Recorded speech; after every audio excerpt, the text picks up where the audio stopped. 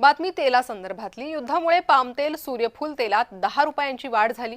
15 दिवसात भाव बदलले। नागरिकांच्या खिशाला कात्री लागते।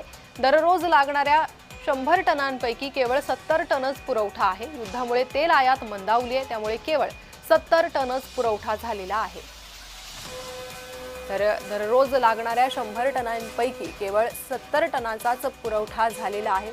युद्धामुळे पामतेल सूर्यफूल तेलाच्या किमती वाढलेल्या आहेत। 10 रुपयांनी या किमती वाढलेल्या आहेत। तर 15 दिवसात असे हे बदललेले भाव।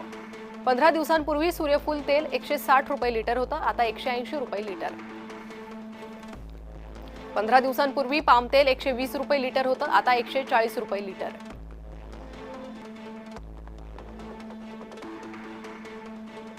15 दिवसांपूर्वी सरकी रिफाइंड तेल 140 रुपये लिटर होतं, आता ते 150 रुपये लिटरवर पोहोचलंय। 15 दिवसांपूर्वी शेंगदाणा तेल 195 रुपये लिटर होतं, आता 200 रुपये लिटरवर पोहोचलंय। 15 दिवसांपूर्वी करडी तेल 320 रुपये लिटर होतं, आता 300 रुपये लिटर झालंय।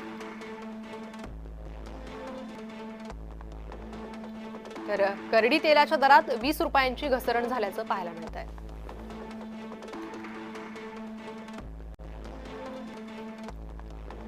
पंधरा दिवसात तेलाचे हे बदललेले दर।